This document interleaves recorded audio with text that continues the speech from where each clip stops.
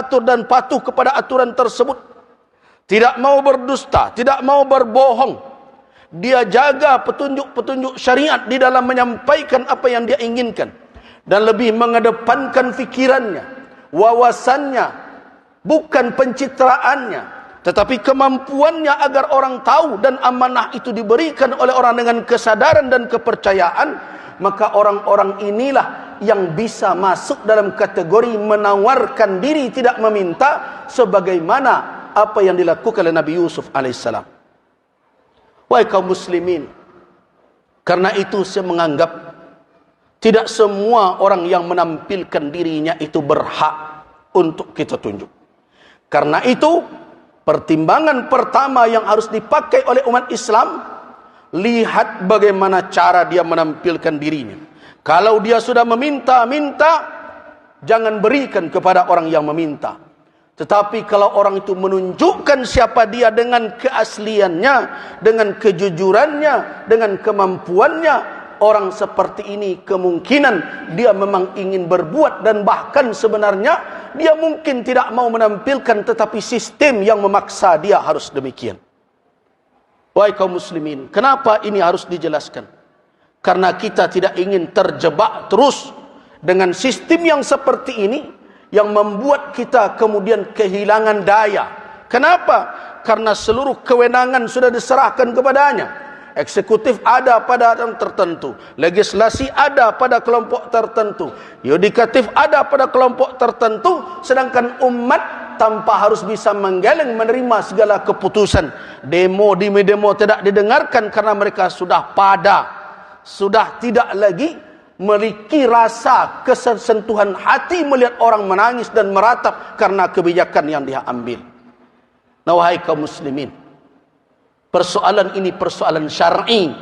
Jadi jangan ada pula yang mengatakan, kenapa tidak urus masalah solat saja oleh ulama? Kenapa tidak urus MUI masalah puasa saja? Kenapa tidak jelaskan masalah ini saja? Di dalam Islam tidak ada satu lapangan pun yang tidak ada petunjuk syariat padanya. Jadi orang-orang yang menyuruh ulama diam dalam memberikan petunjuk kepada umat untuk memiliki pertimbangan dalam memilih pemimpin dan wakil, itu adalah orang-orang sekuler yang tidak menginginkan ulama menyampaikan petunjuk Al-Quran dan Sunnah, pandangan syariat dalam kajian-kajian fikih kepada umat.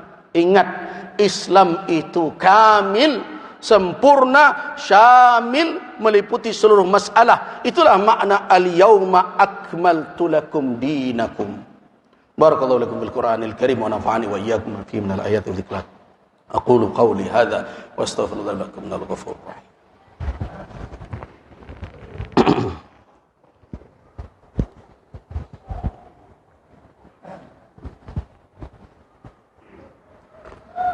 الحمد لله الذي هدانا لهذا وما كنا لنهتدي لولا أن هدانا الله أشهد أن لا إله إلا الله وأشهد أن محمد رسول الله اللهم صل وسلم على عبدك ورسولك وحبيبك محمد بن عبد الله وعلى آله وأصحابه وموالاه أما بعد عباد الله قال الله تبارك وتعالى في كتابه الكريم يا أيها الذين آمنوا اتقوا الله وكونوا مع الصادقين صدق الله العظيم.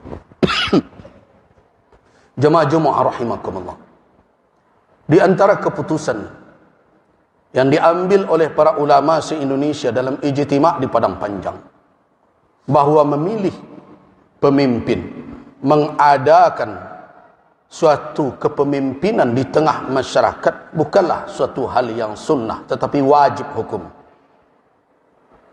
Tidak boleh suatu komunitas, apalagi bangsa yang besar ini, tanpa seorang pemimpin. Bahkan Nabi SAW memberikan petunjuk di dalam perjalanan bermusafir 3 orang saja.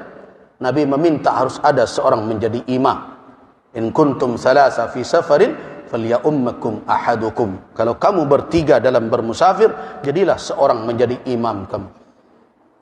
Apalagi dalam jumlah 270 juta lebih, tentu akan kacau balau. Karena itu menghadirkan kepemimpinan dan adanya seorang pemimpin itu merupakan kewajiban, bukan sunnah.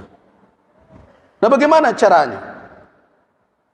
Situasi dan kondisi yang ada, bahwa negeri ini memilih satu sistem, terlepas setuju atau tidak setuju dengan konsepnya masing-masing.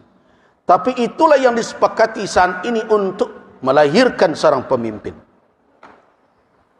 Kalau kita biarkan ini terjadi dengan alasan ini tidak sesuai dengan konsep kita berbagai macam, maka lahirlah pemimpin yang sama sekali mungkin berjarak jauh dengan nilai-nilai syariat. Karena itu, pilihan hanya satu untuk saat ini. Terlibat aktif dan cerdas.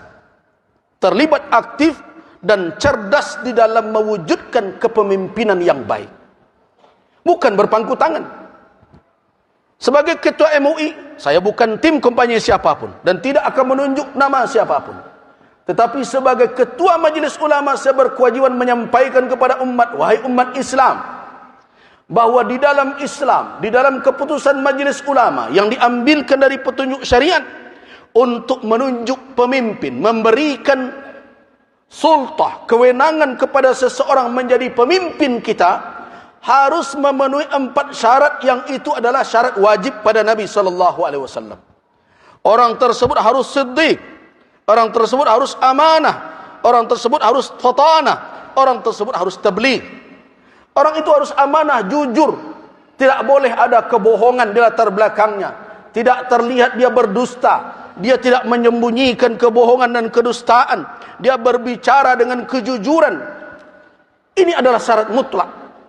Karena jangan sampai orang pendusta dan pembohong diserahkan amanah. Setelah itu kita menangis, didustai dan dibohongi sepanjang tahun, 5 tahun yang akan datang. Yang kedua, orang itu harus amanah.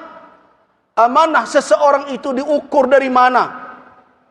Yang pertama tentu dari komitmennya kepada Rabbul Alamin, ketakwaannya, ketakutannya kepada Allah. Karena kalau amanah itu hanya diukur dengan pengawasan manusia, dengan pengawasan si fulan, dengan orang-orang yang akan menyalahkannya, orang-orang tersebut bisa saja ditipu berjamaah oleh dia.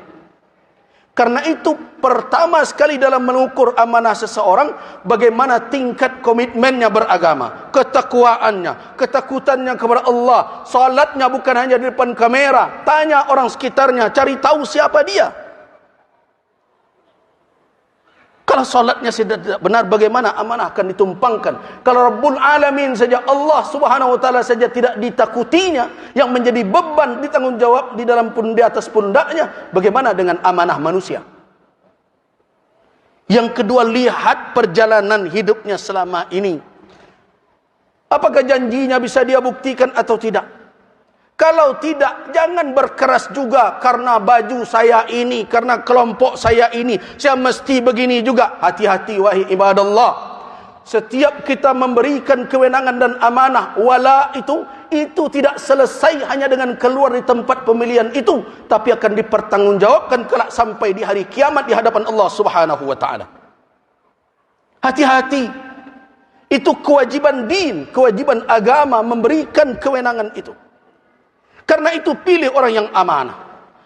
Pilih orang yang fatanah, yang cerdas, yang mengerti konsep kepemimpinan.